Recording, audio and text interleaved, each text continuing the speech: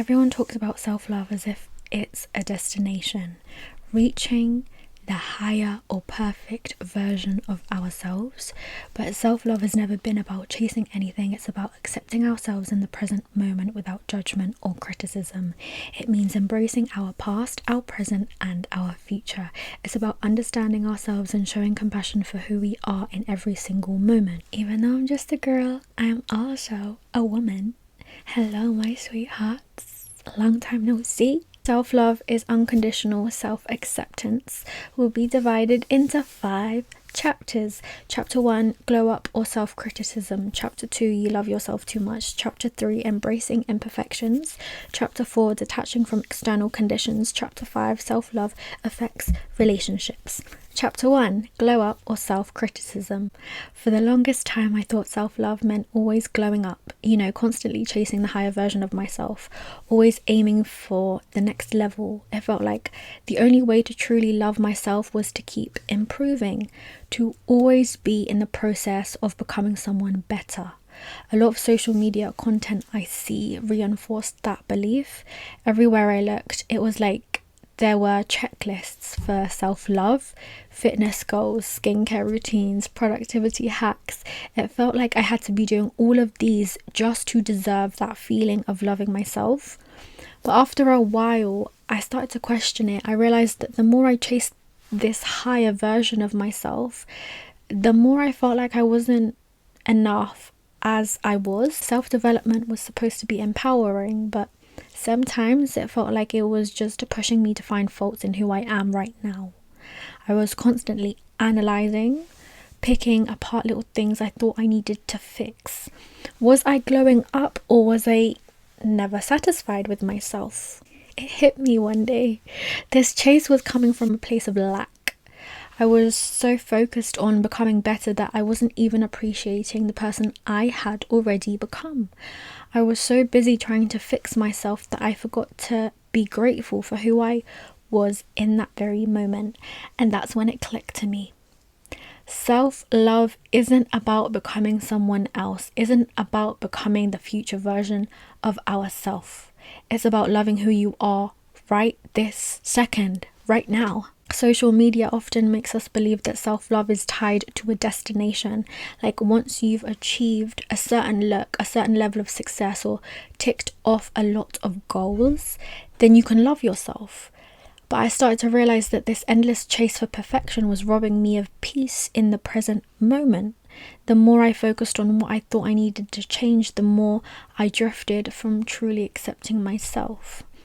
I have learned that self-love doesn't mean fixing things, it means embracing them. It's about being able to look at yourself and say, I love who I am right now. Even if there's still room for growth, doesn't mean you can't want to improve, but means that the improvement comes from a place of love, not because you feel you're not good enough as you are. This realization changed things for me. Self-love and self-improvement don't have to work against each other. I can love myself fully in this moment while still wanting to grow. It's not about meeting some standard or fixing something. It's about evolving because I want to, not because I have to. And that's made all the difference. Instead of constantly chasing an ideal, I'm learning to appreciate the journey and the person I already am. Chapter 2, you love yourself too much.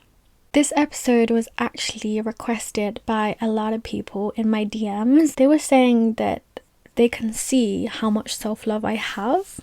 So they were asking me how they can attain self-love for themselves as well. So growing up, I was lucky enough to be surrounded by people who did constantly validate me. In a Filipino community where lighter skin is equated with beauty, I knew early on I wasn't the beauty standard. I have darker morena skin, but because my white friends would always say positive things and make me feel good about my skin color, I never really felt ugly. I also received a lot of male validation, and external validation plays a significant role in shaping our self-perception, especially in childhood and adolescence. Much of how we view ourselves comes from the feedback we receive from others. So for me, feeling accepted by those people around me made it easier for me to cultivate self-love. What I continue to face, and I have faced, is the opposite issue regarding self-love. I was never the person who needed to be told, just love yourself, learn to love yourself. Everyone I grew up with knew how much I loved myself, and some friends would even say, you've always known yourself. I've always known myself. I would get the opposite comments where it's like, you love yourself too much. You really love yourself, don't you? Yeah, I do. Many people really do equate having too much self-love with narcissism. They think prioritizing your own well-being means you're being selfish or arrogant. I often felt shamed for embracing my self-love to the point where instead of showing up as my authentic self, I began to absorb the negativity directed towards me. I would downplay my accomplishments, my personality.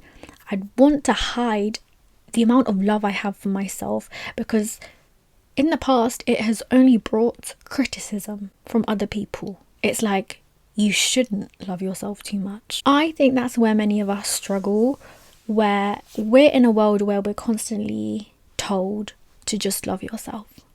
But then when you really love yourself, you shouldn't love yourself too much. What does it actually mean to love yourself too much? Is it about confidence, self-acceptance, or is it simply criticism aimed at those who just stand out?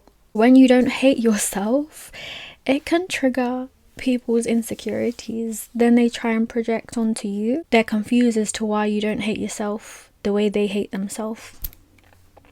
People would say things to try and plant doubts in your mind, to try and make you feel unworthy.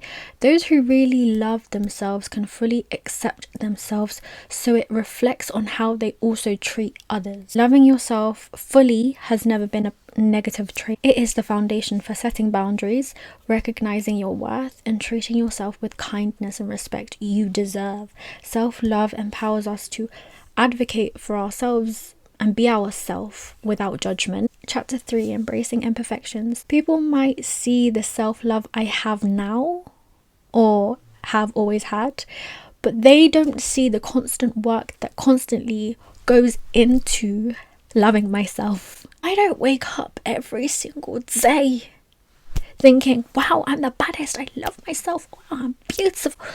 There are days, sometimes my insecurities, I have insecurities too. People have said to me, you insecure? Sometimes I do, okay? Sometimes I have triggers and insecurities too, like everyone else. What I have learned is that self-love isn't a destination where once you arrive, you're set for life. It is an everyday practice. You have to constantly 24/7 challenge those inner voices that try and make you feel small. Because one minute you can be feeling like the baddest, loving yourself, and then the next you're like, oh my god, am I actually thick? Am I dumb? Am I this? Am I that? Self-criticism or even self-hate can come to you real quick. I did used to criticize myself for feeling triggered or for reacting emotionally. I used to hate feeling angry or feeling resentful, feeling sadness, feeling frustrated, because I felt like I wasn't in control of my emotions. So what I would do is try and suppress them. Me suppressing them is a form of self-hate. I am saying to myself, like, you're not allowed to have these emotions. You're not allowed to have these human emotions like everyone else. I've had to unlearn that thought habit in my head. Now I kind of see those emotions as things that I need to feel. I've learned self-love is embracing every emotion I feel and feel them deeply. Someone asked me, do I ever lose it and scream out of character? The answer is yes, I do. But I have stopped labeling those moments as me acting out of character. It is in my character to get angry. It is in my character to get triggered or react because of my insecurities or this or that or this or that. They are part of who I am. Like, for so long, I felt like I needed to be like the nice person to avoid conflict. But that was just me avoiding confrontation and trying to please others, which is another form of self-hate because I am not respecting my boundaries. Embracing my imperfections. Like, I'm not a perfect person. okay? Even though people try and put me on a pedestal, I'm not a perfect person. I have these times where I feel all these negative emotions. I react in ways that I probably shouldn't have reacted to emotionally. But that is a human trait. Those things are human things that I have to do, and I have to feel, and I have to act in. Like, self-love isn't about being perfect or feeling happy all the time or being this person that shouldn't react to things. It's about showing myself compassion and grace and giving myself the chance to feel every emotion that I have. Even if I don't like those parts of me, I have to embrace every single thing about me. I have to accept that is still a part of me, and I still react in those ways, and I still feel those negative emotions. Chapter 4, Detaching from External Conditions. If you grew up in a place where love was only earned by achieving something, like getting good grades, meeting expectations, you might do the same with yourself, thinking, I will only love myself if I achieve this, if I get this. That's a trap. I used to think I could only be proud of myself once I reach my higher version of myself, the future version of me, when I have this success, when I have this, when I do this. The truth is, self-love means embracing every version of me. The present, the future, but also the past. I can't judge the past version of me for what I didn't know. So when I did my master's degree, I had the goal of getting a distinction. I opened up the envelope. What did it say? It said merit. So I was like, oh my goodness, am I dumb? Am I thick? I started to give myself negative self-talk. I had to sit there and remind myself that the real achievement wasn't the grade, it was the journey I had been on to complete a master's degree, because a few years back I never even thought I could do a master's. We're conditioned to believe that our worth comes from external validation, the jobs, the degrees, the titles, the money, but none of that is the true source of self-love. I used to tie my worth to external things, and it just made me feel like I was constantly falling short. But what I've learned is that no matter what I achieve or don't achieve, I am enough as I am. Unlearning those societal expectations, it is hard, but it is necessary to do, because I don't have to be perfect or have everything figured out to love myself. My value is inherent. It exists simply because I exist. It's not something I need to prove or earn.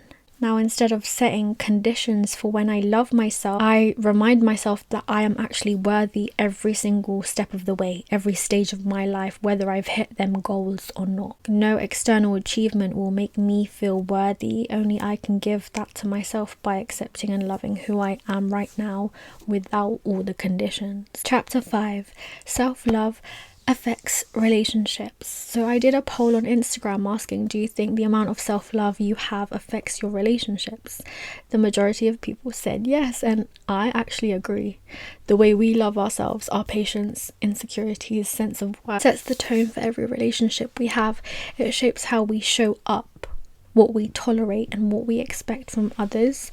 I've realized that if we don't love ourselves enough, we struggle to know what we truly want or need in a relationship, and if we're unsure of that, how can we expect others to understand us? I've also struggled with setting boundaries and communicating them in all different forms of relationships. I find it hard to speak when I need to speak, because one thing about me that I have learned, that I have people-pleasing tendencies.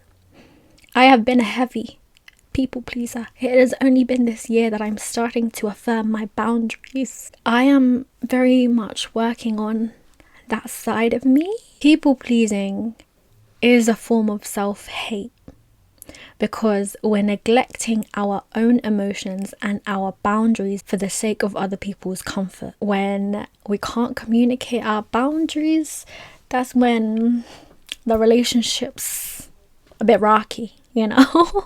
As we grow and navigate different phases of life, Self-love becomes increasingly central to how we connect with others.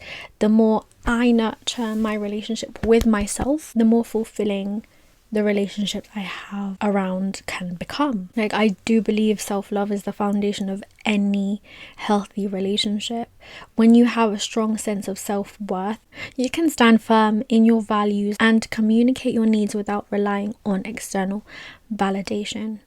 Ultimately, it all starts with how we see and treat ourselves. When you embrace your worth, you naturally attract people who respect and honor that too. Self-love and self-acceptance are never about perfection. It's about unconditionally loving ourselves by detaching from who we think we should be and expressing gratitude for who we are right now without judging who we once were. Even though I'm just a girl, I am also a woman. Thank you so much for listening to this episode. You can keep up with me on my Instagram and my TikTok at Maria X Antonette.